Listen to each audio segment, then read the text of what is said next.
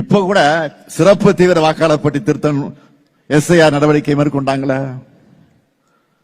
இதனால என்ன மாதிரியான பிரச்சனைகள் எல்லாம் நாட்டில் உருவாகி இருக்குன்னு உங்களுக்கே தெரியும்.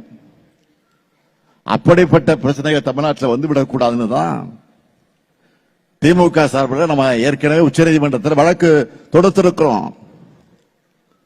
ஒரு பக்கத்தில் நீதிமன்றத்தில் சட்ட ரீதியாக போராட்டத்தை தொடர்ந்தாலும் மக்கள் மன்றத்தில் ஒவ்வொருத்தர் வீட்டுக்கும் போய் அவங்களுடைய வாக்குரிமையை உறுதி செய்ய திமுக நிர்வாகிகள் துணையாக இருந்தாங்க. இந்த நிலையில நேற்று வரைவு வாக்காளர் பட்டியல் வெளியாகி இருக்கு.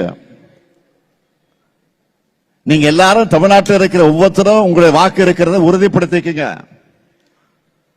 எஸ்ஐஆரை பொறுத்த வரைக்கும் நம்முடைய பணிகள் இன்னும் முடியல. உங்களுடைய வாக்குரிமை பறிக்கப்பட்டிருந்தா கழக நிர்வாகிகள் உங்க வீடு தேடி வருவாங்க. வாக்காளர் பட்டியல உங்க பேரை சேர்ப்பதற்கான உதவிகள் அவங்க செய்வாங்க. நீங்க கவலைப்படாதீங்க.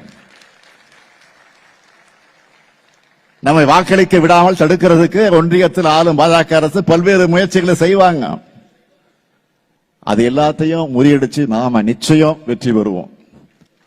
உங்க நலனையும் உரிமைகளையும் பாதுகாக்க திராவிட முன்னேற்ற கழகமும் திராவிட மாடல் அரசும் என்றைக்கும் உங்களுக்கு துணை நிற்கும். நீங்களும் எப்பொழுதும் எங்களுக்கு துணை இருக்க வேண்டும் என்று வேண்டுகோளை எடுத்து வைத்து சமாதானம் பண்ணுகிறவர்கள் பாக்கியவான்கள், அவர்கள் தேவனுடைய புத்திரர்கள் எனப்படுவார்கள் என்கின்ற பைபிளையும் தெளிவாக குறிப்பிடப்பட்டிருக்கிறது. உங்கள் செயல் அனைத்தும் அன்புமயமாக இருக்க வேண்டும். உங்கள் மீது அன்பாக இருப்பதைப் போலவே